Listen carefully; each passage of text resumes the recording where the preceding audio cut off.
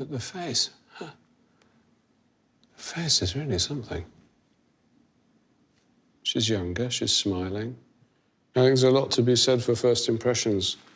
And the first impression when I came in was, I did well not to jump backwards in shock. It's too good, in my opinion, for any of the other school of Leonardo painters.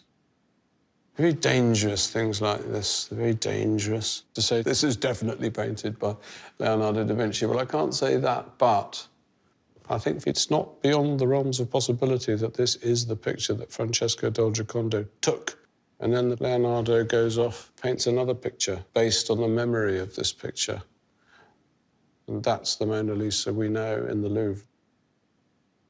It's very teasing, that smile, isn't it?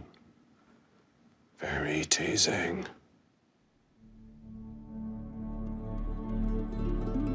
This version of the Mona Lisa first hit the headlines in 1914.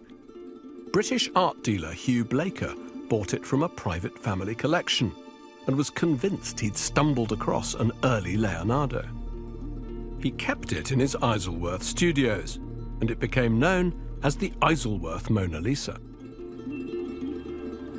One thing in its favour was its similarity to this pencil sketch copy of the Mona Lisa, done in Florence in 1504 by Leonardo's contemporary Raphael, which seems to show how the painting looked in its original state. Yet after a century of supporters, detractors, and different owners, opinion on the Isleworth painting is still divided. One man who is convinced that Leonardo painted two Mona Lisas is Jean-Pierre Isbouts.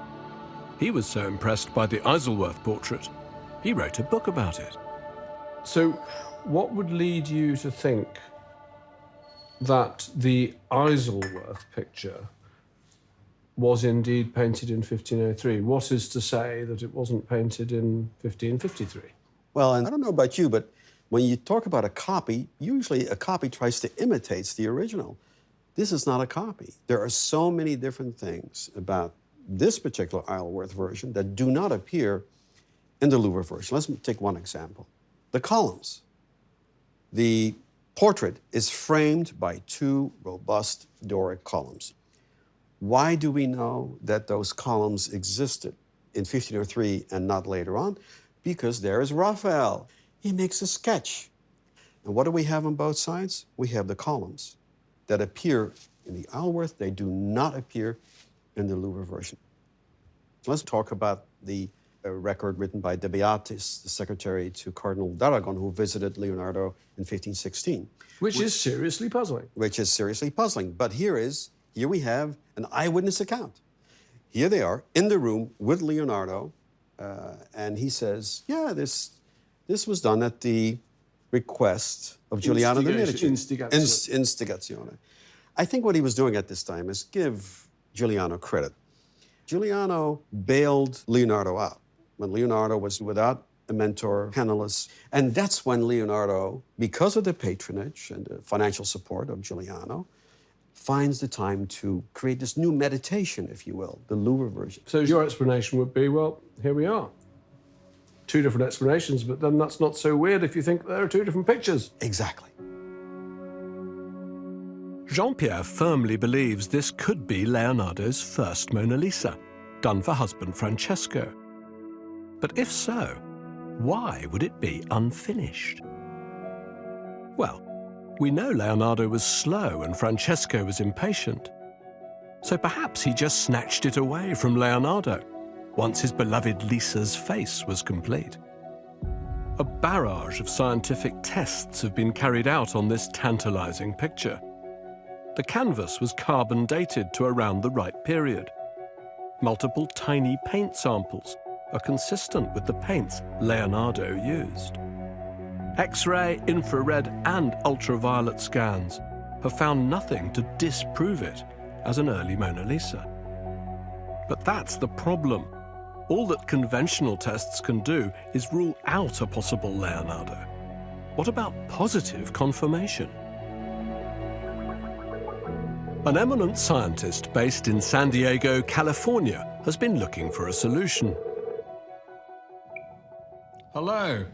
Good to see you, Andrew. Dr. John Asmus is a well-respected nuclear physicist and a pioneer in the analysis of historic paintings. He's one of very few who've been allowed to examine the Louvre Mona Lisa. And that's why the owners of the Isleworth Mona Lisa tracked him down. I started receiving phone calls from a series of attorneys in Switzerland, and they wanted me to look at a painting. And finally, we found that I was going to be on a train from Milan to Geneva, and they asked me to get off the train in Lausanne and take a look at their painting. And so they met me at the train station, and they popped the bonnet of an automobile, and there was a Mona Lisa in the trunk. And the attorney asked me, "Do you think this Mona Lisa was painted by Leonardo?" And my exact words were, "How would I know?" So I got out my Instamatic camera and took a photograph of the painting in the trunk. And it was that image that I then compared with the Louvre Mona Lisa. A few years ago, Dr. Asmus developed a new test to authenticate paintings by Rembrandt. It compares the subtle distribution of light and shadow, measured as histograms, to isolate an artist's unique way of painting. I think it's a way of trying to quantify the artist's eye. Every artist has certain effects that he's trying to accomplish. And we used Rembrandt as a test case, and the results were rather encouraging. We came up with some general rules as to how Rembrandt did his blending and his selection of pigments. So I tried that same technique on the Isleworth Mona Lisa and comparing it with the Louvre Mona Lisa, and I was stunned. The correlation between those two histograms was 99%, stronger than it was between any histograms of any of the Rembrandt self-portraits that we looked at. How amazing. This demonstrates that the technique for blending light and shade in each face appears uncannily similar.